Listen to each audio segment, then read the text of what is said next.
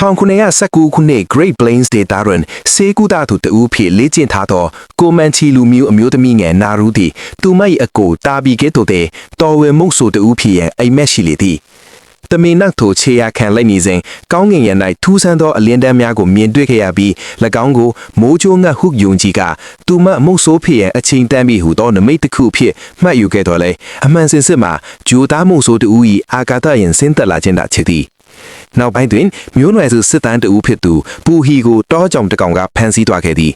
နာရူသည်ရှာဖွေအဖတ်နှင့်အတူလိုက်ပါသွားခဲ့ပြီးအသက်လူနေလာသောပူဟီကိုခြေရခံတွေ့ရှိခဲ့သည်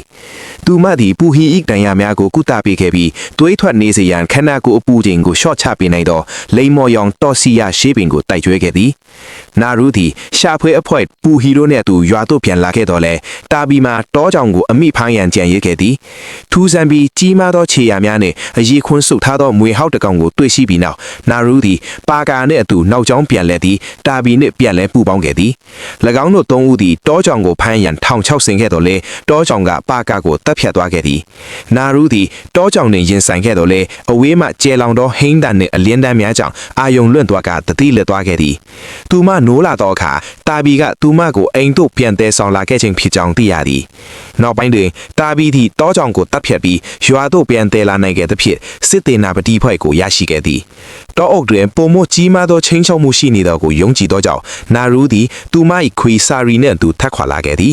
သူမသည်ရွှေညွတ်အိမ်ထဲသို့ကျသွားပြီးနောက်လက်သီးသည်နှင့်လွတ်မြောက်သွားခဲ့တော်လဲဝဝင်းညိုတကောင်ရဲ့တိုက်ခိုက်မှုကိုခံရပြန်သည်ဝဝင်းကသူမကိုပိတ်မိထားစဉ်မှာပင်ဂျိုသားမုတ်ဆိုးကဝဝင်းကိုတပ်ဖြတ်လိုက်တဲ့ချက်နာရူထွက်ပြေးရန်အချိန်ရသွားခဲ့သည်ထို့နောက်သူမကိုလိုက်ရှာရန်လွှတ်လိုက်သောကိုမန်ချီလူမျိုးစုများနှင့်ဆုံတွေ့ခဲ့သည်နာရူကကွန်မန်ချီတန်တာရီထဲမှတတဝါကိုအစွဲပြုယူမူပစ်ဆဲဟုခေါ်သည်လူသိများသောအမည်မှာပရက်ဒီတာကီတီထရိုဂျိုတာဒီအမျိုးသားများကိုချောင်းမြောင်းတိုက်ခိုက်ထက်ထဲပြီးနာရူမှမူခြေညက်ထောင်ချောက်တစ်ခုတွင်မိသွားခဲ့သည်ပြင်သစ်သားတားမွေးကုန်တယ်များ French Voyageurs ကနာရူနှင့်စာရီကိုတွေ့ရှိပြီးလှောင်အိမ်ထဲထည့်ထားလိုက်သည်၎င်းတို့၏စကားပြန်ရာဖီလ်ကနာရူကိုရခင်ကပြင်သစ်သားများကြုံတွေ့ဘူးသည့်ပရက်ဒီတာအကြောင်းမေးမြန်းခဲ့သည်သူမကဖြေဆိုရန်ညှင်းဆန်သောအခါပြင်သစ်ခေါင်းဆောင်ကတာဘီကိုဖမ်းဆီးထားကြောင်းပြတာကနှိပ်စက်လေသည်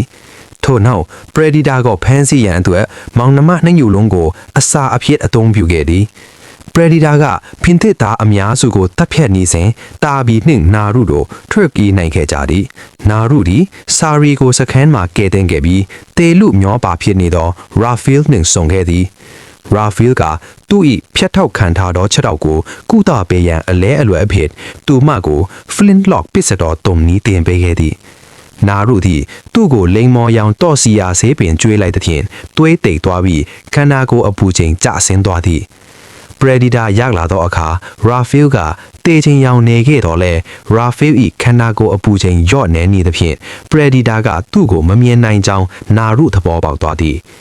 သောတော့ပရက်ဒီတာကရာဖီလ်ကိုမတော်တဆတက်နေမိရာရာဖီလ်အော်ဟင်မိသွားသဖြင့်အသက်ခံလိုက်ရသည်တာဘီသည်မင်းစည်းလေးရဲ့နာရူကိုလာရောက်ကဲတင်ခဲ့သည်၎င်းတို့နှစ်ဦးပေါင်း၍ပရက်ဒီတာကိုအားနည်းအောင်တိုက်ခိုက်ခဲ့တော့လဲနောက်ဆုံးတွင်တာဘီအသက်ခံလိုက်ရသည်နာရူသည်ထွက်ပြေးရင်းကြံရစ်သောပြင်သစ်ခေါင်းဆောင်ကိုတွေ့ရှိကသူ့ကိုဖမ်းဆီး၍အစာအဖြစ်အသုံးပြုခဲ့သည်